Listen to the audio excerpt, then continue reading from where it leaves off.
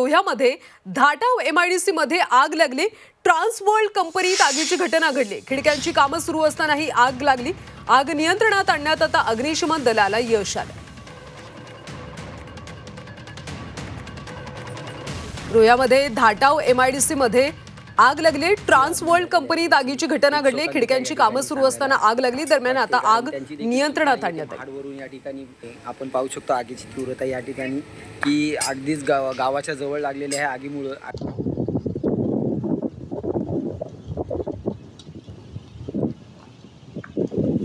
Rescue सदस्य आणि आता मात्र अग्निशामकाचं आगमन झालेले आहे, उशिरा आगमन झालेलं आहे। याची एक शोकांतिका या ठिकाणी सांगायला वाटते, कारण त्यांची देखील चूक नाही आहे। ते महाडवरून या ठिकाणी आपण पाहू शकतो आगीची तीव्रता या ठिकाणी की अगदीच गावाच्या जवळ लागलेल्या आहे आगीमुळे।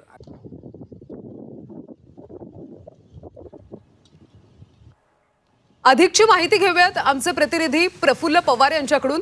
प्रफुल्ल, आग नेमकी कशामुळे लागली होती आणि आताची स्थिती काय?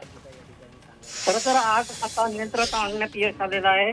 दीपक नायट्रेट कंपनी असेल किंवा रोहा नगरपालिका असेल यांचे अग्निशमन दल थोड्याच वेळापूर्वी त्या ठिकाणी पोहोचले आणि या अग्निशमन दलाच्या पथकानं ह्या आगीवर जवळपास नियंत्रण मिळवलेलं आहे। आता कूलिंग प्रोसेस सुरू झालेली आहे। या कंपनीमध्ये खिडक्यांची कामं सुरू होती। खिडकी पडून ही आग लागल्याचं सांगितलं जात आहे। मात्र हा आगीचा भडका खूप मोठा आहे आणि यामध्ये कंपनीतलं जे साहित्य होतं ते जळून बरंचसं खाक झालेलं आहे। मात्र या आगीवर वेळीच नियंत्रण मिळवण्यात आलेलं आहे। मोठा अनर्थ टळलाय, मोठं नुकसान टळलेलं आहे। यात कुठलीही जीवितहानी झाल्याचं सध्या तरी वृत्त नाहीये। धन्यवाद प्रफुल्ल या सगळ्या सविस्तर माहितीसाठी। तर आग आता नियंत्रणात आणण्यात अग्निशमन दलाला यश आले। ट्रान्सवर्ल्ड कंपनीत ही आग लागली होती। या कंपनीमध्ये खिडक्यांची कामं सुरू होती। त्यांची देखील चूक नाही। महाडवरून आपण पाहू शकतो या ठिकाणी की अगदीच गावाच्या जवळ लागलेल्या आहे आगीमुळे।